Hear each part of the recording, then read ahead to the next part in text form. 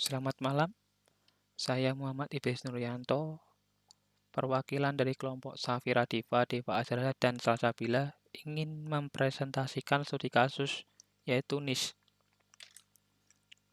NIS Framework NIS atau bisa disebut National Institute Standard Technology adalah framework yang dirancang untuk menjadi suatu perhitungan kualitatif dan didasarkan pada analisis sistem keamanan yang cukup sesuai dengan keinginan pengguna dan ahli teknik untuk benar-benar mengidentifikasi, mengevaluasi, dan mengelola risiko dalam sistem teknologi informasi.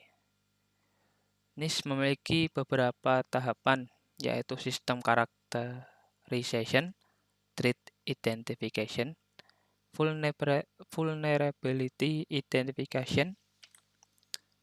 Standar yang akan digunakan dalam penelitian ini adalah NIS SP800-30. Standar ini digunakan sebagai acuan dalam melakukan manajemen risiko keamanan informasi yang bertujuan untuk mengantisipasi terhadap risiko agar kerugian tidak terjadi kepada organisasi, sehingga risiko dapat diidentifikasi, dinilai, dan dikurangi dampak risikonya ke level yang dapat diterima organisasi. NIS dipilih sebagai acuan manajemen risiko dalam penggunaan sistem dan teknologi informasi di perguruan tinggi.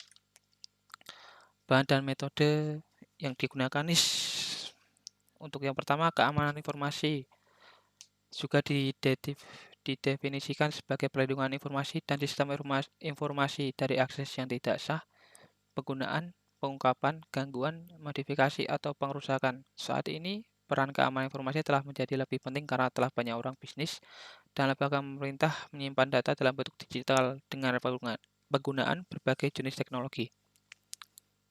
Nomor 2, penilaian risiko. Menurut Whitman dan Mathod, dalam penggunaan sebuah framework, manajemen risiko adalah beberapa hal yang harus diperhatikan. Risiko dan dampak sebaiknya dipandang secara keseluruhan dari sudut pandang perspektif bisnis. Risiko berpengaruh secara signifikan jika memiliki dampak terhadap bisnis, dan framework yang akan digunakan harusnya menyediakan bentuk dasar untuk melakukan yaitu ini tabel penilaian risiko keamanan informasi.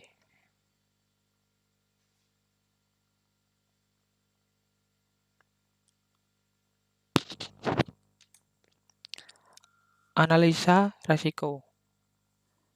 A. Sistem characterization. Server SI Academic telah pindah dari Universitas EGZ ke provider internet sejak 3 bulan yang lalu. Pihak provider hanya bertanggung jawab terhadap ketersediaan layanan, misalnya listrik dan internet, sehingga perbaikan atau maintenance diserahkan sepenuhnya oleh Universitas EGZ. Salah satu contoh yaitu melakukan akses secara remote ke dalam server untuk melakukan backup database. Backup tersebut dilakukan secara berkala minimal 1 bulan sekali, kemudian hasil backup tersebut dipindahkan ke DVD. B. Threat identification. Identifikasi terhadap ancaman pada Universitas EGZ dapat dilihat pada tabel berikut.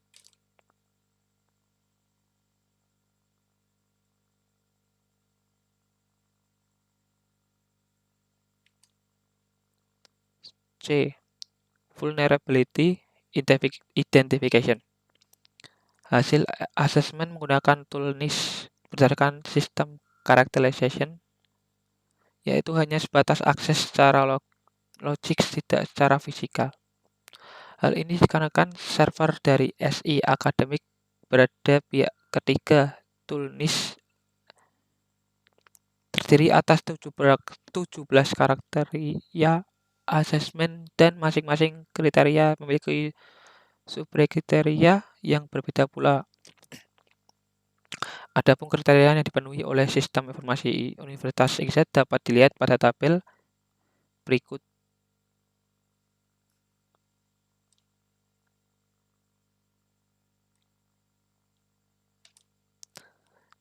D. Contoh analisis pada tahapan ini. Sistem informasi Universitas XYZ memiliki kontrol analisis yang dieksekusi oleh pihak ketiga atau vendor, sehingga akses ke sistem informasi akademik lebih terbatas. C. Likelihood determination, penentuan tabel. Bisa dilihat tabel. F. Impact analysis, penentuan impact pada penelitian ini dapat dilihat pada tabel berikut.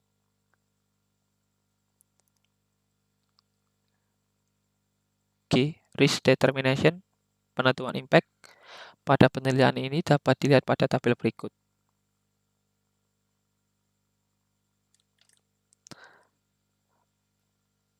Tabel berikut merupakan hasil dokumentasi penelitian risiko berbasis keamanan informasi pada Universitas XYZ.